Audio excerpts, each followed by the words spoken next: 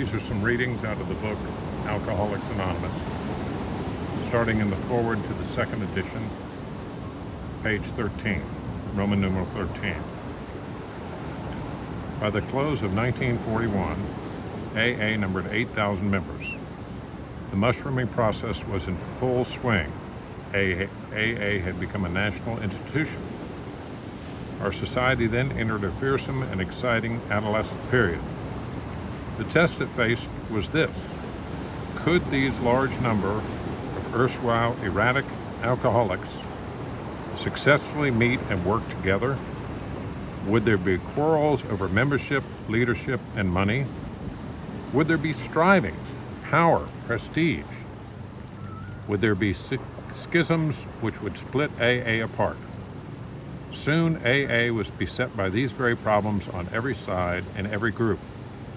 But out of this frightening and at first disrupting experience, the conviction grew that AAs had to hang together or die separately. We had to unify our fellowship or pass off the scene.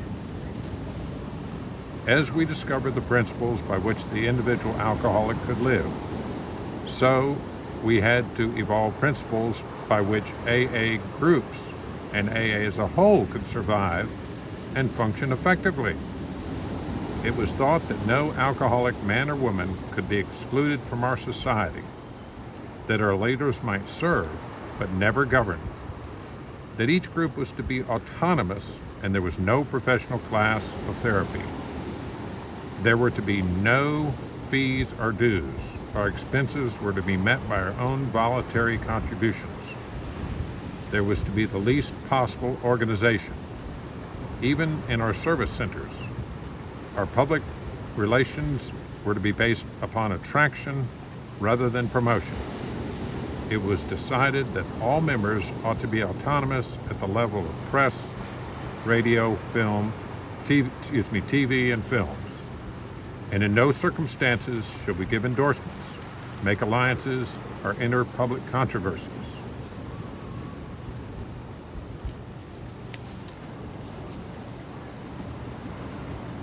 Of alcoholics who came to AA and really tried, 50% got sober at once and remained that way.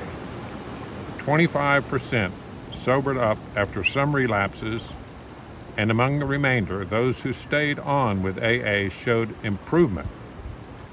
Other thousands came to a few AA meetings and at first decided they didn't want the program. But great numbers of these, about 2 of 3, began to return as time passed.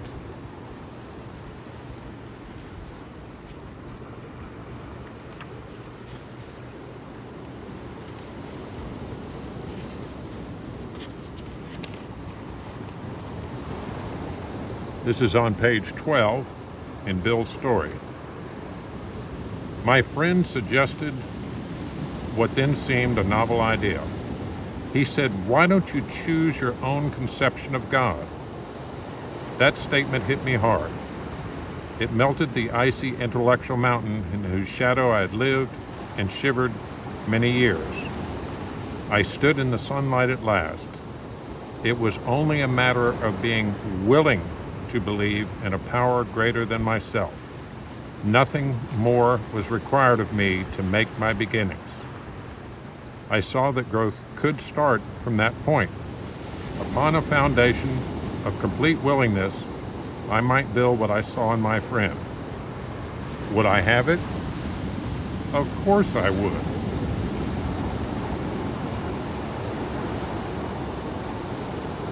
Thus, I was convinced that as God is concerned with us humans when we want Him enough, at long last, I saw, I felt, I believed. Scales of pride and prejudice fell from my eyes. A new world came into view. The real significance of my experience in the cathedral burst upon me. For a brief moment, I had needed and wanted God. There had been a humble willingness to have Him with me, and He came. But soon the sense of His presence had been blotted out by worldly clamors, most of those within myself, And so it had been ever since.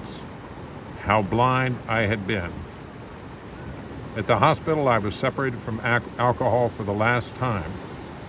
Treatment seemed wise, for I showed signs of delirium tremens. There I humbly offered myself to God, as I then understood Him, to do with me as He would. I placed myself unreservedly under His care and direction. I admitted for the first time that of myself I was nothing, that without Him I was lost. I ruthlessly faced my sins and became willing to have my new friend take them away, root and branch. I have not had a drink since.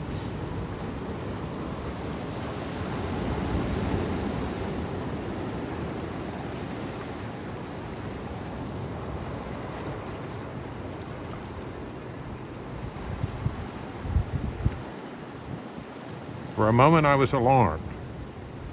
I called my friend the doctor to ask if I were insane.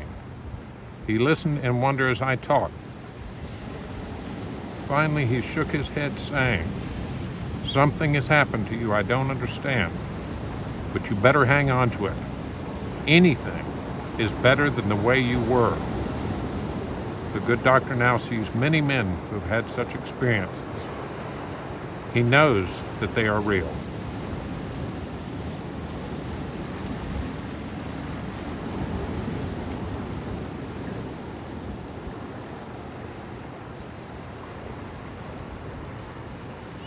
Into the chapter, There is a Solution, page 24.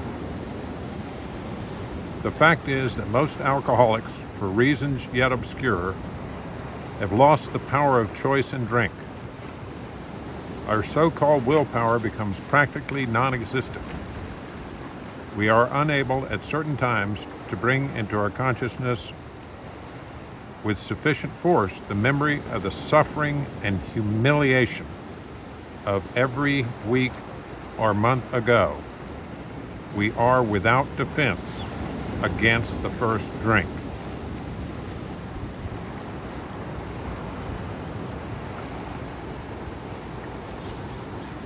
There is a solution. Almost none of us like the self-searching, the leveling of our pride, the confession of shortcomings which the process requires for its successful consummation. But we saw that it really worked in others, and we had come to believe in the hopelessness and futility of life as we have been living it. When therefore we were approached by those in whom the problem had been solved, there was nothing left for us but to pick up the simple kit of spiritual tools laid at our feet. We have found much of heaven, and we have been rocketed into a fourth dimension of existence, of which we had not even dreamed. The great fact is just this and nothing less, that we have had deep and effective spiritual experiences which have revolutionized our whole attitude towards life, towards our fellows, and towards God's universe. The central fact of our lives today is the absolute certainty that our Creator has entered into our hearts and lives in a way which is indeed miraculous. He has commenced to accomplish those things for us which we could never do by ourselves. If you are a serious alcoholic, as we were, we believe there is no middle-of-the-road solution.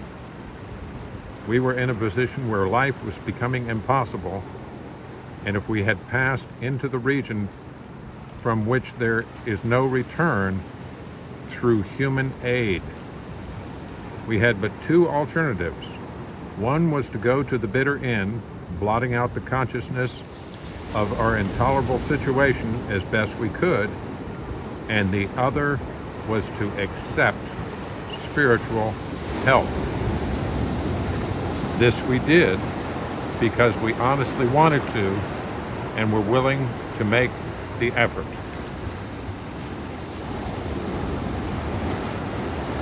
It is my hope that these readings will be inspirational and help you in your program. Thank you for listening.